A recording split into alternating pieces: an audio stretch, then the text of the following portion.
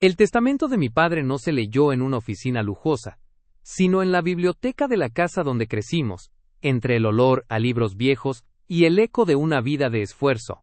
Mi padre había levantado Industrias del Norte, la fábrica de herramientas más importante de la región, con el sudor de su frente. Yo, Hugo, pasé 15 años a su lado, aprendiendo cada engranaje, conociendo a cada obrero por su nombre y digitalizando un negocio que todavía se manejaba con libretas de cuero. Mi hermano mayor, Julián, siempre fue el hijo pródigo. Aparecía solo para las fiestas, pidiendo préstamos para negocios que nunca funcionaban, y mirando con desprecio mis manos manchadas de aceite. Pero esa tarde, Julián tenía una sonrisa que no me gustó. Hugo, hermano, dijo Julián, mientras el abogado de la familia sacaba unos documentos que yo no reconocía. Papá sabía que tú eras bueno con las máquinas, pero él quería que la empresa tuviera una visión global. Antes de morir, firmó una actualización del fideicomiso. La propiedad total de la planta, las máquinas y los terrenos pasan a mi nombre. Tú quedas como un empleado administrativo con un sueldo fijo, pero sin voz ni voto en las decisiones. Me quedé helado. Sabía que mi padre estaba débil en sus últimos meses, pero él nunca me habría hecho eso.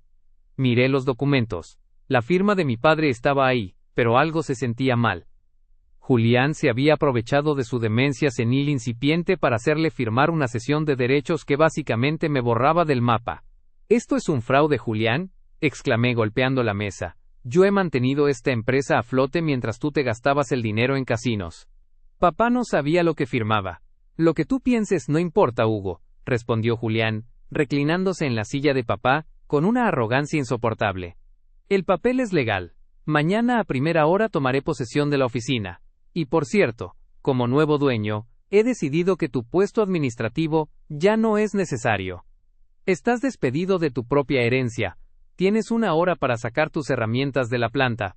Me dolió, no por el dinero, sino por la traición del que compartía mi propia sangre. Julián pensaba que me estaba dejando en la calle, sin saber que yo ya había previsto que su ambición no tendría límites.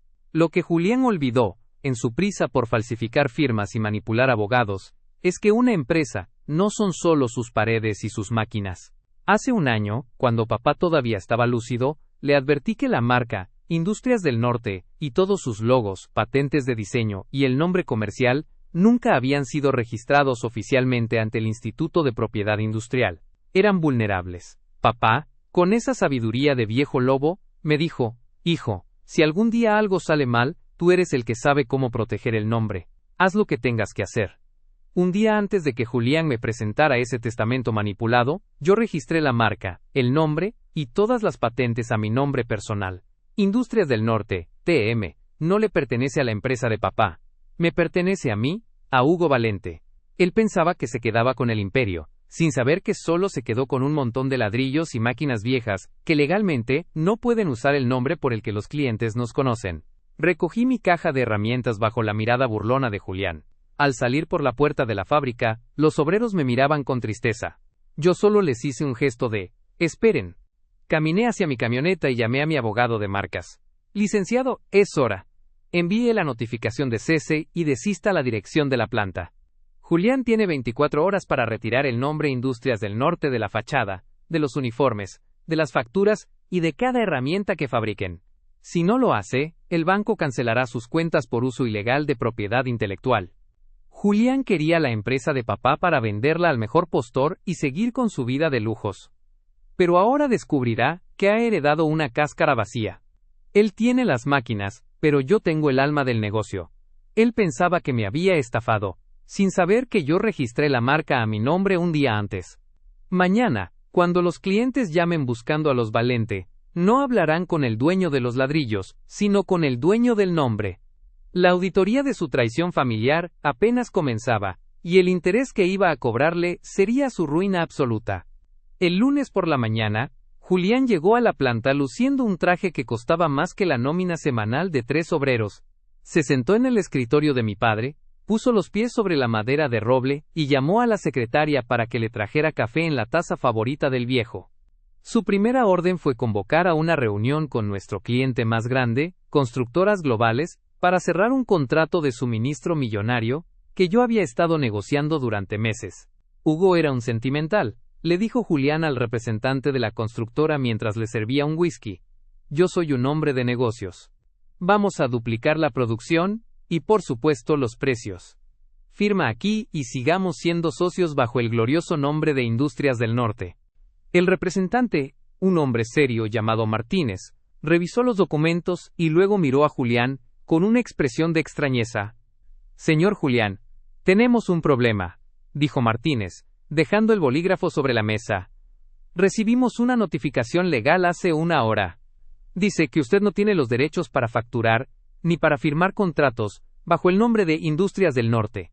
Según el registro de propiedad industrial, esa marca pertenece a una persona física, Hugo Valente. Julián soltó una carcajada nerviosa, pensando que era una broma de mal gusto. Es ridículo. Yo heredé la empresa. Las máquinas, el edificio, las herramientas, todo es mío. Hugo es solo un empleado resentido que acabo de despedir. Usted heredó los activos físicos, señor. Intervino el abogado del cliente, quien acompañaba a Martínez, pero la marca es un activo intangible independiente. Legalmente, si nosotros firmamos este contrato con su empresa hoy, estaríamos siendo cómplices de plagio y uso indebido de marca.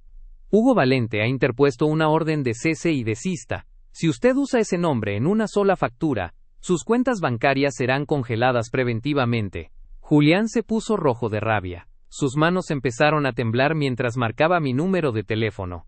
Yo estaba sentado en un café pequeño justo enfrente de la fábrica, observando el movimiento de los camiones que empezaban a detenerse en la entrada porque no sabían qué órdenes seguir. ¿Qué demonios hiciste, Hugo?, gritó Julián en cuanto contesté. Anula esa tontería de la marca ahora mismo. Esta es la empresa de papá, y tú no tienes derecho a robárnosla. Yo no estoy robando nada, Julián, respondí con una calma que lo sacaba de quicio. Tú te quedaste con los ladrillos, tal como querías. Te quedaste con las máquinas que tanto despreciabas. Pero el nombre de papá, el prestigio que construimos durante 15 años, ese no es un regalo para que lo malvendas en un casino. Él pensaba que el papel lo hacía jefe, sin saber que yo tengo el sello que le quita el derecho a existir. Te voy a demandar, amenazó. Diré que usaste información privilegiada. Hazlo. Pero mientras el juez decide, no podrás vender ni un solo tornillo bajo el nombre de Industrias del Norte. Y sin ese nombre, no eres nadie. Los clientes no compran metal, compran nuestra garantía. Y la garantía soy yo. Colgué. Julián intentó desesperadamente seguir con la reunión, pero Martínez se levantó de la silla. Lo siento, Julián, dijo el cliente. Sin la seguridad legal de la marca, no hay contrato. Llámanos cuando resuelvas tus problemas familiares. O mejor aún, dile a Hugo que nos llame él. Julián se quedó solo en la oficina, rodeado de máquinas que empezaban a silenciarse porque los proveedores, alertados por mi abogado, habían detenido las entregas de materia prima, hasta aclarar quién era el dueño legal del nombre comercial. La trampa estaba cerrada. Julián tenía el cuerpo de la empresa, pero yo le había quitado el aire. Sin la marca, la fábrica era solo un almacén de hierro viejo. Él pensaba que me había dejado sin nada, sin saber que yo lo había dejado sin identidad. Esa misma tarde, los obreros empezaron a enviarme mensajes. Julián les había gritado que quitaran los logos de los camiones con lija y pintura, tratando de ocultar la evidencia. Pero lo que él no entendía es que la marca no está en la pintura, está en la confianza. Y mientras él intentaba borrar mi nombre de las paredes, yo ya estaba registrando una nueva sociedad para recibirlos a todos cuando la fábrica de Julián finalmente colapsara bajo el peso de su propia ambición. La auditoría de su traición apenas comenzaba. Él quería ser el rey, pero olvidó que un rey sin nombre no es más que un hombre común, con una corona de papel. Julián pasó toda la noche en la oficina, pero no trabajando, sino bebiendo y destrozando los archivos que mi padre y yo habíamos organizado con tanto cuidado.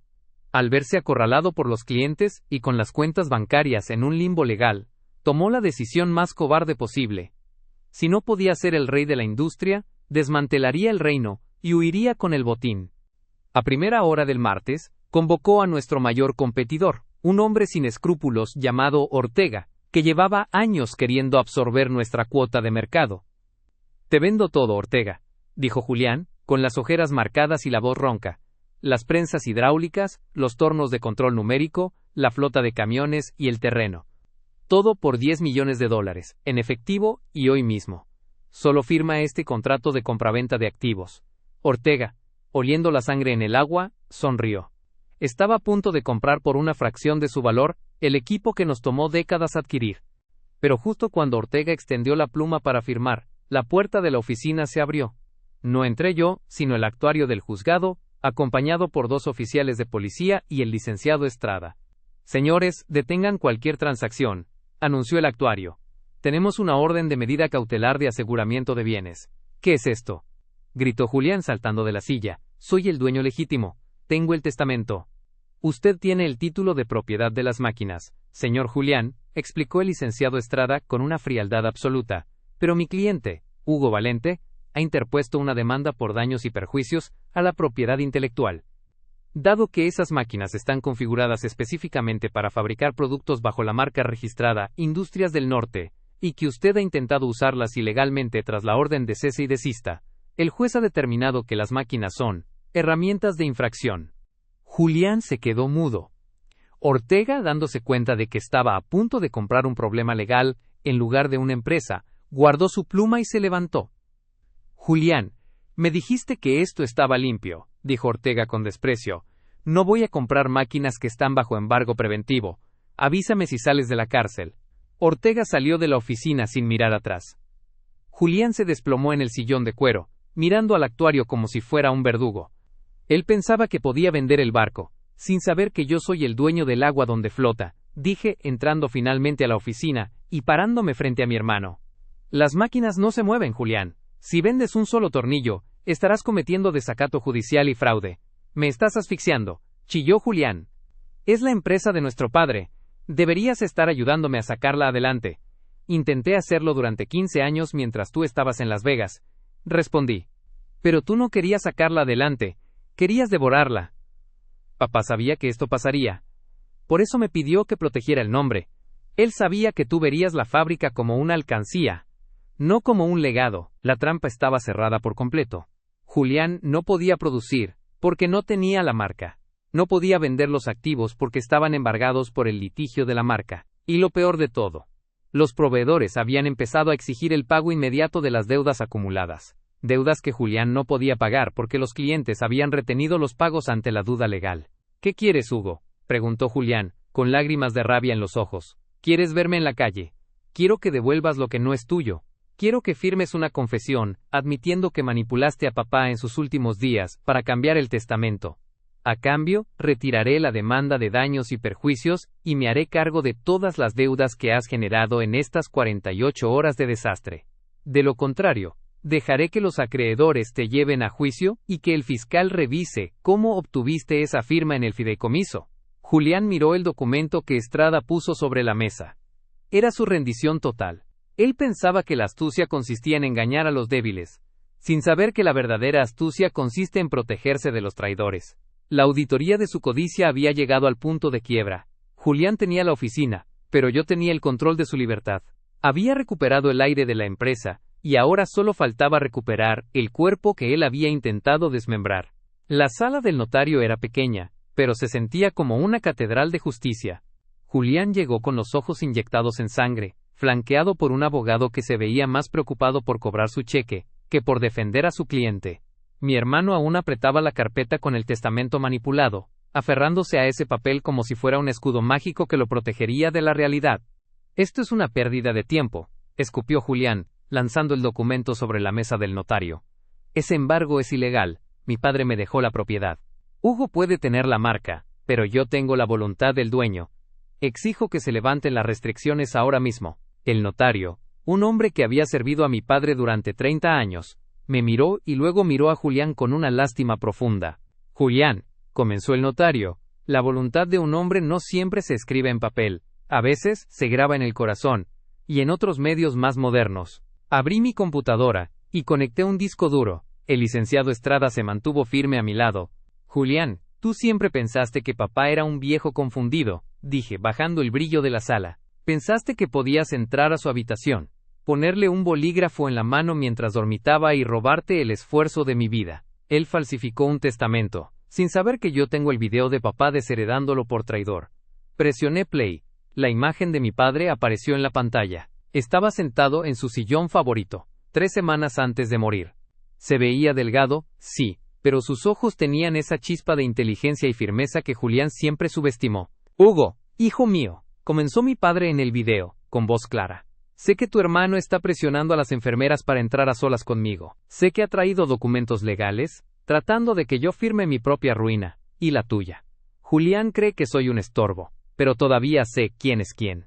Julián palideció. Se levantó de la silla, pero sus piernas le fallaron, y tuvo que sostenerse de la mesa. Ante este notario que me graba, continuó mi padre señalando a la cámara, declaro que cualquier documento firmado a favor de Julián a partir de esta fecha es nulo, obtenido bajo coacción o engaño. He decidido dejar a Hugo como administrador universal de los activos físicos, porque él es el único que respeta lo que construimos. Julián, si estás viendo esto, espero que los centavos que intentaste robar te sirvan para pagar tu conciencia, porque de mi empresa no te llevarás ni un gramo de hierro. El video terminó con mi padre sonriendo a la cámara y sosteniendo el certificado original de la marca que yo había registrado por orden suya. Ese video, junto con el dictamen médico que acredita que el señor Valente no estaba en sus facultades, el día que tú dices que firmó el nuevo fideicomiso, es suficiente para iniciar un proceso penal por fraude y falsificación, sentenció el licenciado Estrada. La fiscalía ya tiene una copia. Julián se desplomó en la silla, cubriéndose la cara con las manos. Su abogado, dándose cuenta de que estaba defendiendo a un náufrago, cerró su maletín y dio un paso atrás. Hugo, balbuceó Julián entre sollozos, por favor, es nuestra sangre, no me metas a la cárcel. Papá no querría esto. Papá quería justicia, Julián, y yo quería un hermano, pero tú preferiste ser un estafador. Usaste su agonía para intentar dejarme en la calle. Él pensaba que el silencio de papá era debilidad, sin saber que fue la trampa que selló su destino. El notario procedió a invalidar el testamento falso basándose en la revocación grabada en video. Julián tuvo que firmar la renuncia inmediata a cualquier derecho sobre la fábrica, si quería evitar que el fiscal ejecutara la orden de aprehensión esa misma tarde. Con la mano temblorosa, entregó el control de los activos físicos. Salimos de la oficina notarial. El sol de la tarde bañaba la fachada de la fábrica, donde los obreros esperaban noticias. Julián caminó hacia su coche, solo, sin el traje caro que ya no podía costear, y sin el apellido que había intentado pisotear. Te daré una pensión básica, Julián, le dije antes de que subiera a su auto, no por ti, sino por el recuerdo del hombre que nos dio la vida. Pero, no vuelvas a pararte en mi planta. Ya no eres bienvenido en la casa de las herramientas, porque tú solo sabes destruir. Regresé a la fábrica. Los obreros me recibieron con un aplauso que retumbó en las láminas del techo.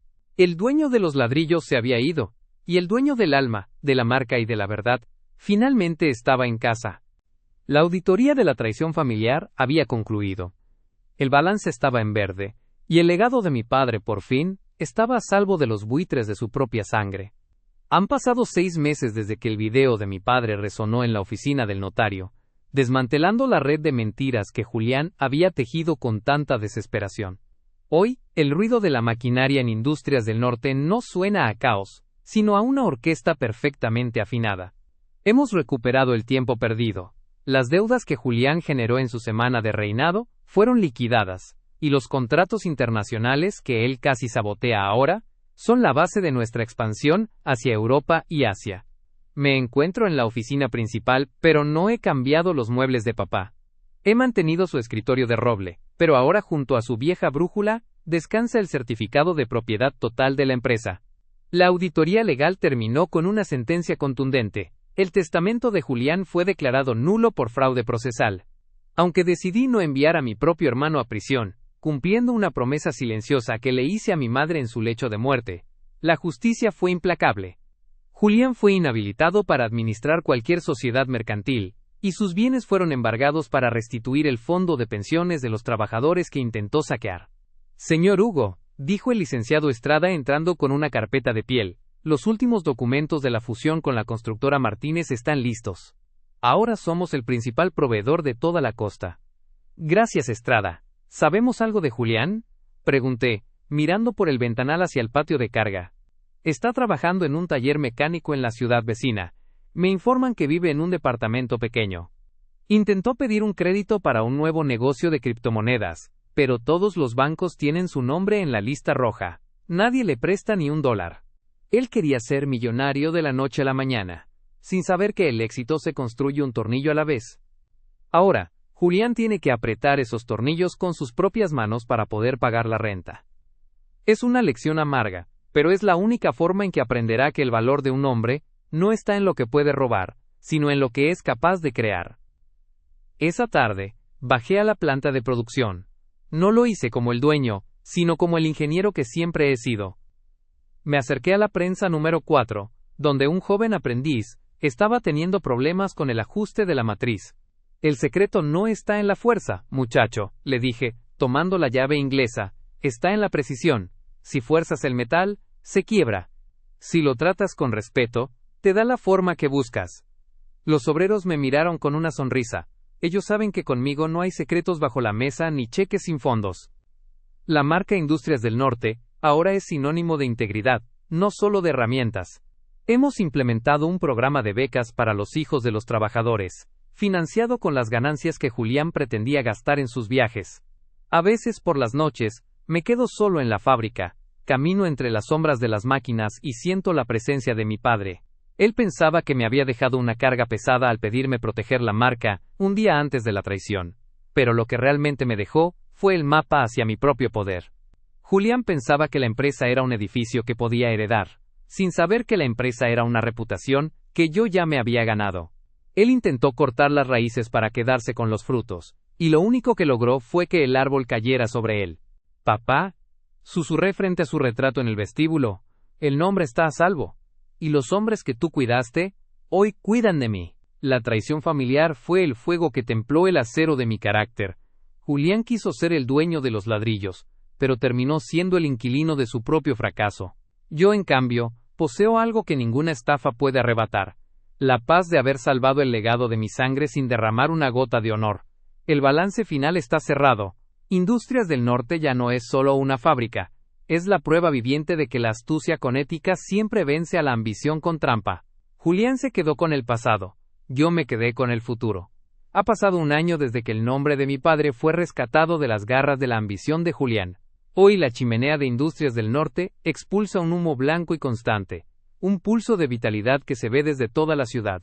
Pero para mí, el verdadero éxito no está en el volumen de exportación ni en las cuentas bancarias que ahora desbordan. Está en la mirada de los hombres que entran a las 7 de la mañana sabiendo que su esfuerzo construye un legado, no el vicio de un heredero irresponsable. Me encuentro sentado en el muelle de carga, con un termo de café y un cuaderno de bocetos. He decidido diseñar una nueva línea de herramientas de precisión, algo que lleve el nombre de mi padre a un nivel tecnológico que él solo pudo soñar. Mientras dibujo, reflexiono sobre el destino de Julián. Hace una semana recibí una carta suya. No era una demanda, ni un insulto, ni una amenaza. Era una hoja de papel arrugada con una mancha de grasa en la esquina. Julián me pedía perdón.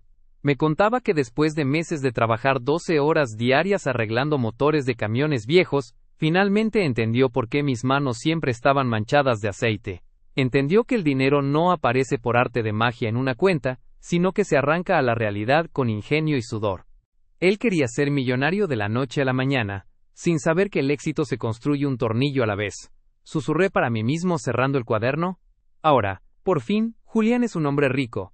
Aunque no tenga $1 en el bolsillo, es rico en la única verdad que importa, la dignidad de ganarse el pan. No le respondí la carta con palabras, sino con un gesto. Di instrucciones al licenciado Estrada para que levantara el embargo sobre la pequeña casa de campo que mi abuela nos dejó. Es un lugar humilde, lejos del lujo que Julián pretendía, pero es un techo propio.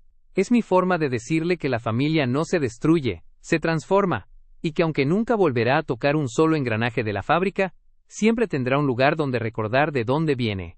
La auditoría de nuestra vida familiar ha arrojado un balance inesperado. Julián pensaba que al estafarme me estaba quitando el poder. Él pensaba que el papel lo hacía jefe, sin saber que yo tengo el sello que le quita el derecho a existir.